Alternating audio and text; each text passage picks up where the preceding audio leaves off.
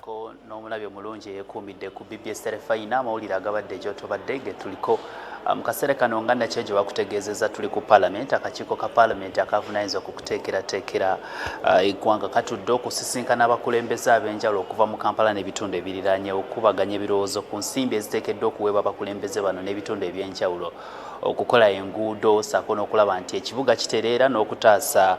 traffic jam oba akalipagano k'ebidduka. Ndi n'omubaka Abubeka Kawalya atuula ku kakiiko kano agenda okutunnyonnyola ku ngeri ensimbi zino tiriyoni 2 zirina okuteekebwa mu nteekateeka eno gye zirina okutambulamu. Honorable, tulabye engeri abakulembeze gye bazzeemu naye nga musoose kwemulugunya ku kyokuba nti bannabyabufuzi ate tebali wamu nammwe mwene enteekateeka nga mweraliikiridde nti bandibanga balina obutakwatagana ne minisita wa Kampala. Kituufu nnyo neeyanza nnyo kuba ampeereddwa omukisa okubeerako wano ku BBS Terefayina era okutusooka okutereezaamu olwaleero ndi kakiiko kana ka national economy ng'ex official kuba ntuula ku bukiiko obulala naye kindeeseeko kisooka ndi shadow minister w'ekibuga Kampala n'emiriraano kuba bw'oyogera n'emiriraano twaliramu ebitundu bya Mpigi Wakiso ne Mukono so n'ebirala. So olwaleero waliwo sente gavumenti zayagala okwewola mu World Bank eziwerera ddala $1 million 606 anazizza mu muzaawo anasobola okuzizzaamu nti buli ddoola emu kati onjogera eri mu 3,000 nga mu 7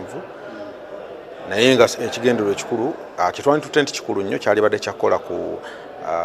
nguudo zaffe n'emyala. Enguudo tuzogera ziri broad, mulimu okwezi, mulimu okuteekako amataala ku nguudo, mulimu okuteekako traffic lights n'ebirala byonna.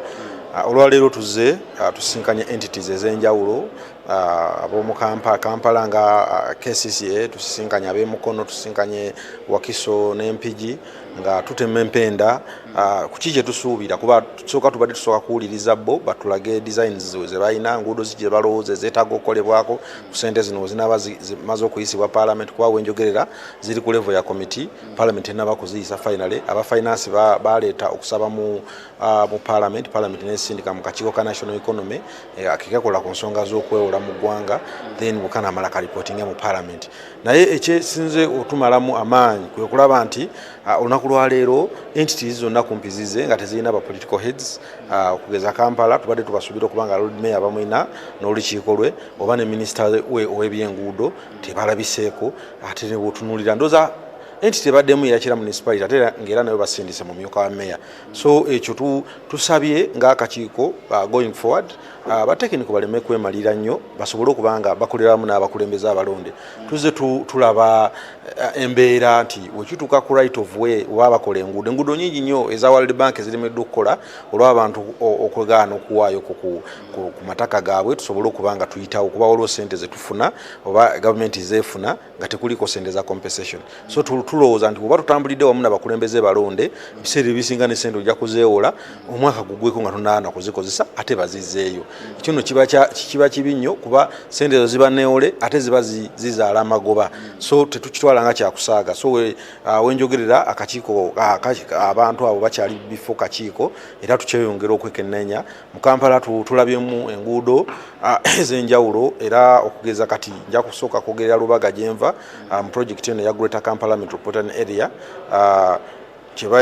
batunulidde oluguudo oluva e Kawaala ne lugatta ku Bwayise ababeerawo Kataka balumanyi. Tulinamu oluguudo lwa Bawalakata nalwo lugenda connectinga neno ku Kawaala Road ne Kawaala Road kati nga bwe tumulaba kuyita ku poliisi ku ddwaliro paka eri Kasubi ku bitaala awo nawo wabaddewo onoonesinga oluguudo nga lwabinnya balutadde mu programu eno ne ekikulu si ekyo. Ekikulu byese enguudo tuziraba ne tuzze tusuubizibwa enguudo nga ne ssente zeewolebwa naye nga ugenda okumaliriza nga enguudo tezikoleddwa ssente ziziddwayo ugenda okumaliriza nga n'ezimu zaabulankanyizibwa. Ffe kyaffe kirinnyo ku accountability nti nga bwe batuyise bwe batwegayirira kati okuba protecting nkola nti tuba supporting abeewole baddeyo enguudo bazikozese ssente zikole bye zirina okukola era bw'otumya ripooti ya Kampala ezze mulimu n'ebintu ffe oba olyawo bye tulowooza nti tebyandiyitaagisizza simanyi baagala retoolinga kugula furniture mu office bagala kola committee rooms ku state hall waliwo simanyi staff gundi building capacity ebyo ebintu twabiyisa mu plan mu budget ya Kampala nga tugenda okumaliza financial year tetulowooza nti ne mu ssente zino ez'okwewola byali baddemu so tubasaba nti ssente bwe ziba za kukola nguudo okutereeza state ya nguudo mu Kampala nga bwe tubadde tumanyi bwe badde efaanana ssente zikole enguudo okusinga okubanga bagenda kwewola ssente nnyingi bwe ziti ate nga zigenda kukola ebintu ebitagenda kuba nga bimanyibwa omuntu wa bulijjo. Wabale nnyo Honorable,